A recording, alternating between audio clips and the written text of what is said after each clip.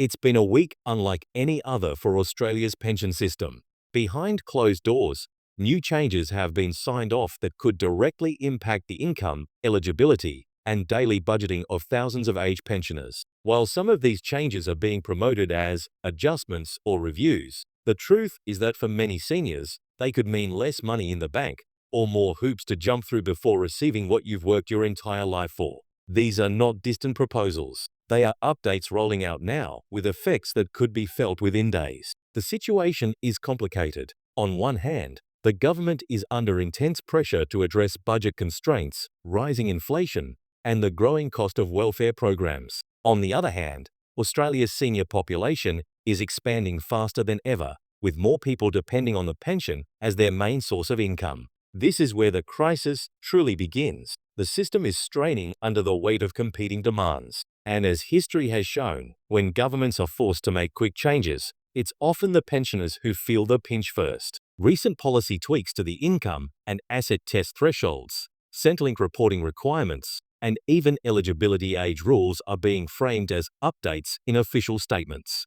But for many seniors, these updates are more than numbers on a page. They're the difference between being able to afford electricity bills in summer or needing to dip into dwindling savings. There are also growing whispers about potential freezes on certain supplements and the tightening of rules for part pensioners. If those whispers turn out to be true, thousands could lose hundreds of dollars a fortnight without much warning. This week's developments are not just technical changes buried in government paperwork. They're decisions that can reshape your pension, your lifestyle, and your ability to stay financially independent. In this video, we'll break down exactly what's changing, who will be affected first, how quickly the changes will hit, and, most importantly, what you can do right now to prepare.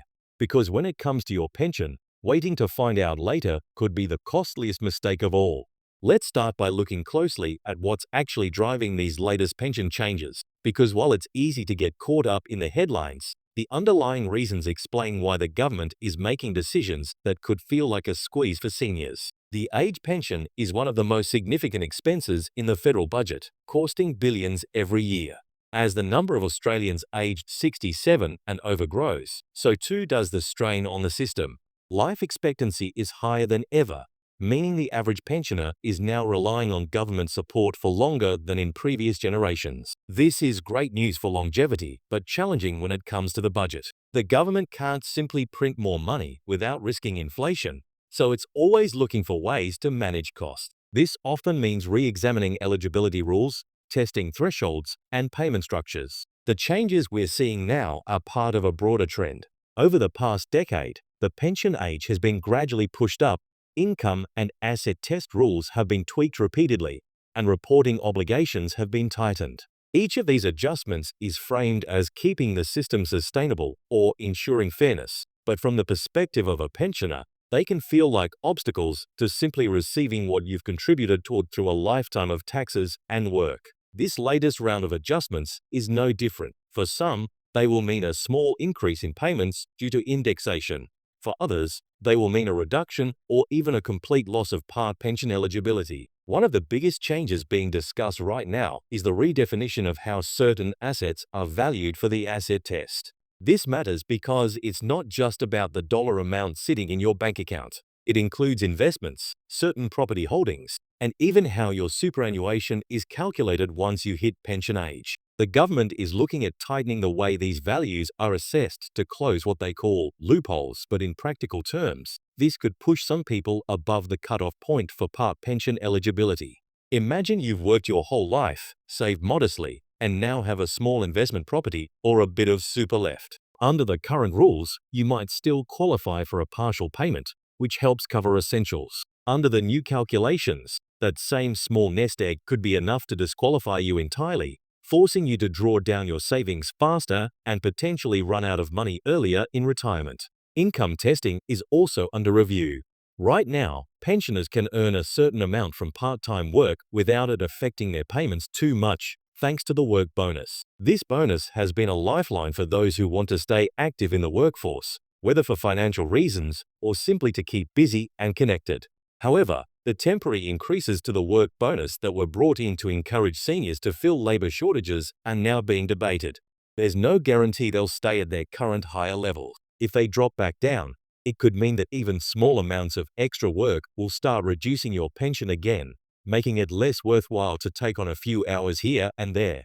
On the flip side, there are some measures that might provide relief, but you have to know about them and act quickly to take advantage. For example, indexation adjustments due in September could see the base pension rate rise in line with inflation, which is still running above historical averages. That means a potential boost of a few extra dollars per fortnight. While it might not sound like much, over the course of a year it can add up, especially when combined with other supplements like the pension supplement and the energy supplement. But here's the catch. If your eligibility changes under the new rules, you might not be around to receive those boosts at all. This is why staying informed is absolutely crucial. Many seniors only discover changes to their pension after the fact, often when their payments suddenly drop or when Centrelink sends a letter saying they need to repay an overpayment. The rules are complex, and even small changes in your circumstances, selling a car, receiving a small inheritance, or your bank interest rates going up, can have unexpected impacts on your pension assessment. The government expects you to report these changes promptly, and failing to do so can lead to debt notices. Unfortunately, we've seen too many examples where seniors, acting in good faith, have been caught out because they didn't fully understand the rules. Another area of concern is the future of pension supplements. While the core age pension rate is relatively safe from cuts due to its political sensitivity, smaller payments like the energy supplement, rent assistance, and various one-off cost of living payments are much more vulnerable. These are the payments that often get quietly frozen or reduced during budget announcements, and because they're smaller and less talked about, they don't get the same public outrage when they're adjusted. Yet for pensioners who rent privately or face high utility bills, these supplements are essential. A reduction of even $10 or $20 a fortnight can be the difference between keeping up with bills or falling behind. There's also a growing conversation about whether the pension should be more targeted toward those who truly have no other means of support. This might sound fair in theory, but in practice, it often punishes those who've been careful with their money. If you've managed to save a small amount or invest wisely, you could end up receiving less support than someone who spent freely and entered retirement with no savings. The system is meant to reward self-sufficiency, but these asset and income tests can feel like they penalize it. That's why advocacy groups are pushing for a review of how fairness is defined in the pension system. Housing is another critical factor. For those who own their homes outright, the pension can just about cover a modest lifestyle. But for renters, the story is very different. Private rents in many parts of Australia have risen dramatically, and rent assistance hasn't kept pace. This leaves many seniors spending well over a third of their pension on rent alone. When you factor in groceries, utilities, medical costs, and transport, there's little left for emergencies or even small pleasures. This is why some of the current proposals to cap or freeze supplements are causing such alarm among senior advocacy groups. They disproportionately affect those who are already struggling the most. And then there's inflation. Even if your pension amount stays the same or rises slightly, the real question is whether it keeps up with the cost of living. The official CPI figures might show inflation slowing, but anyone who's been to the supermarket lately knows that prices on essentials like fresh food, meat, and dairy remain stubbornly high.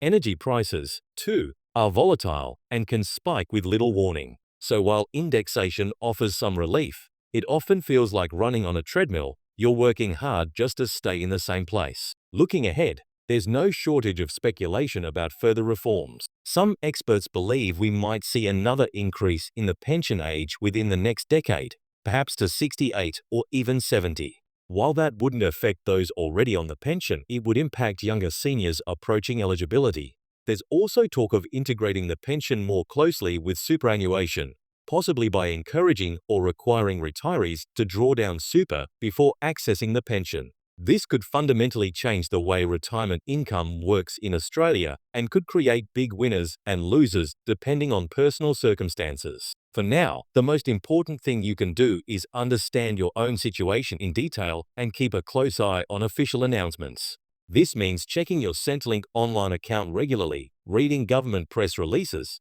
and perhaps most importantly, not relying solely on second-hand information from social media or casual conversations. Misinformation spreads quickly, and by the time it's corrected, it can be too late to act.